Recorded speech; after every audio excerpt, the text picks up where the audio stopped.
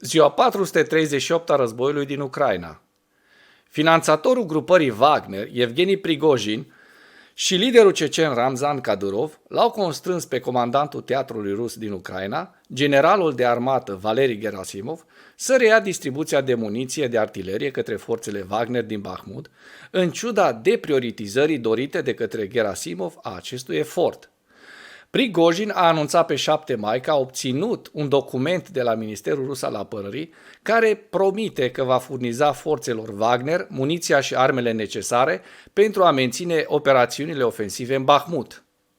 Prigojin nu a publicat document oficial și Institutul pentru Studiul Războiului nu poate verifica afirmațiile lui Prigojin în acest moment, iar Ministerul Rus al Apărării probabil că nu și-a schimbat în mod fundamental intenția de a deprima operațiunile ofensive și de a conserva muniție în teatrul de operațiuni, așa cum a evaluat recent Institutul pentru Studiul Războiului.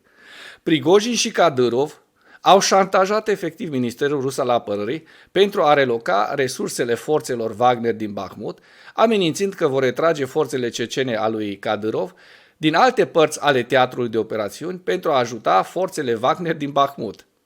Prigojin a susținut de asemenea că ministerul a dat grupării Wagner libertatea completă de operațiuni în Bakhmut și l-a numit pe generalul de armată Sergei Surovikin ca intermediar între ministrul apărării și Wagner, acțiuni care ar indica faptul că Gerasimov și eventual ministrul apărării Sergei Shoigu nu au capacitatea de a comanda pe Prigojin și Kadyrov ca subordonați, dar trebuie să negocieze cu ei ca și colegi.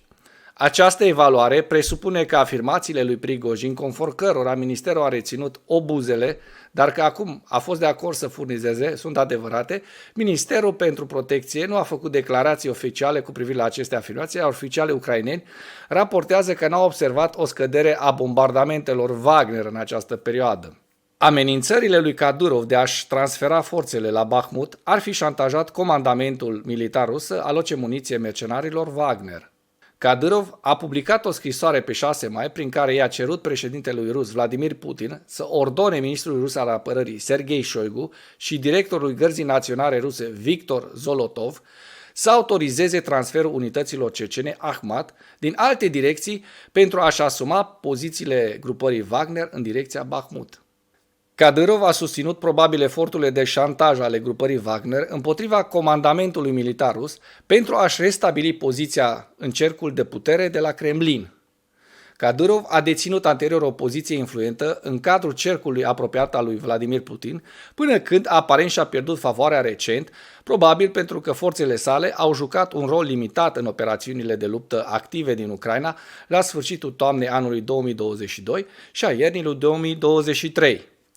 Nevoia aparentă a lui Gerasimov de a negocia cu comandanții subordonați și capacitatea acestor comandanți de a-i forța mâna sugerează că problemele lanțului de comandă au un impact semnificativ asupra capacității armatei ruse de a conduce operațiuni coerente la nivelul întregului teatru de operațiuni.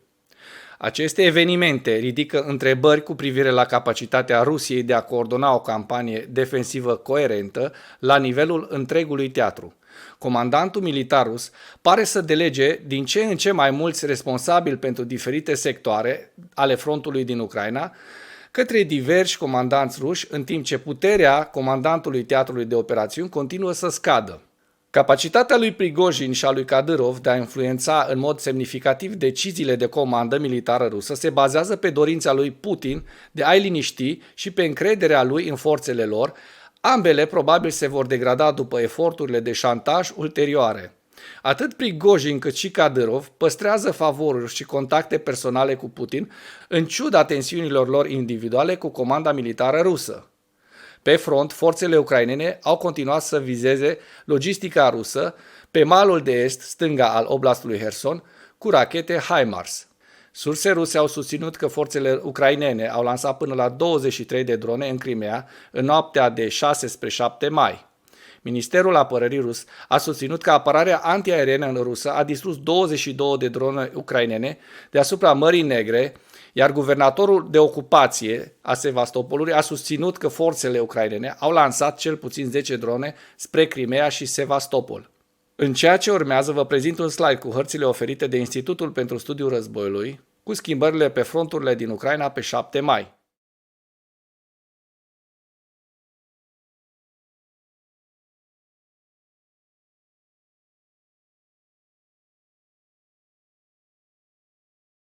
Pentru mai multe informații, accesați link-urile din comentarii.